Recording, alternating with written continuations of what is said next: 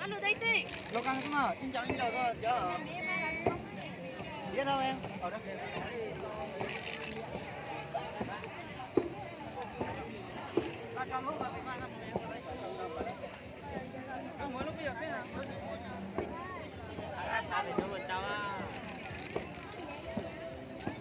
Chắc là bỏ một cái ra quá.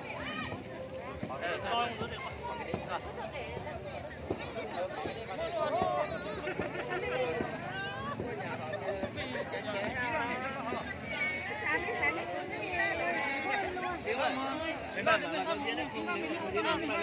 Thay quần áo đi. Thay quần áo đi.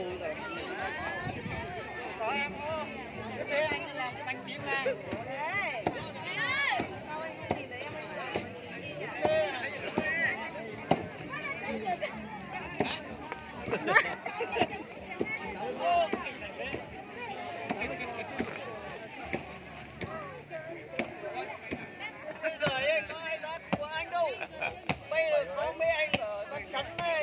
không thì anh chết dở luôn.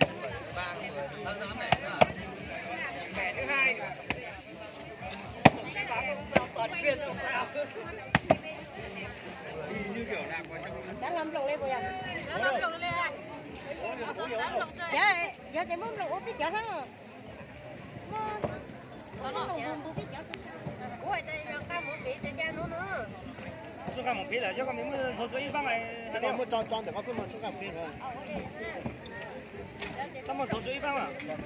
Em nó đúng quá. Chị mua nữa. Mua biết chết cái gì á. Mua chết cái nó tốt chẳng mà.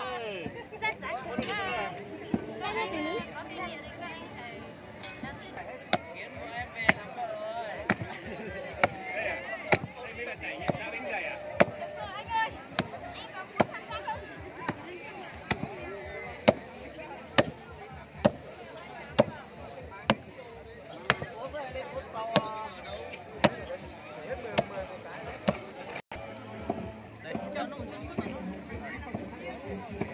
Đây, máy này, các bánh dày là bánh này, dùng bằng tay được.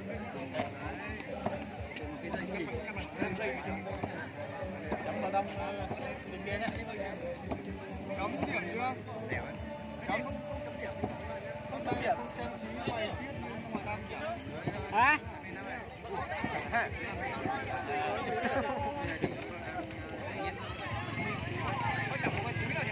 Đây tăng đi kiểm tra đây nè. Đây.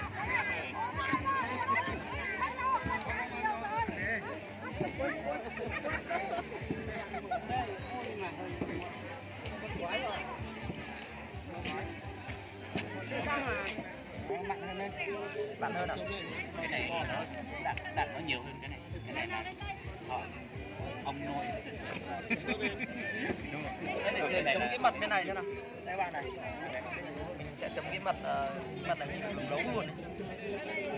Tại vì nó trắng giống như đường.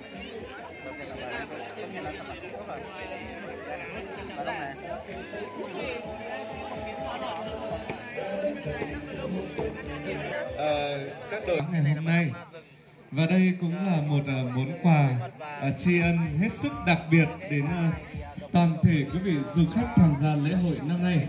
Và xin được mời quý vị chúng ta sẽ cùng thưởng thức những miếng bánh dày dẻo thơm nhất của huyện Mù Căng Chải.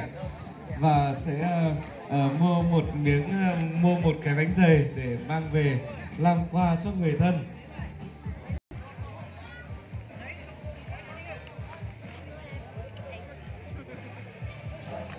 Đây là các bạn nhá.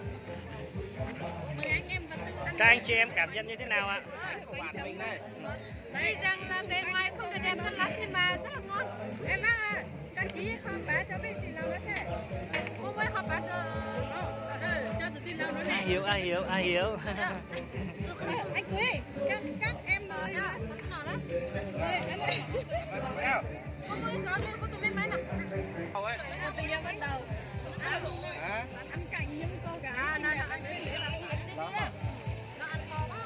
Đấy các bạn nhá. Hãy đến mảnh đất Mù Căng Chải quê mình nhá.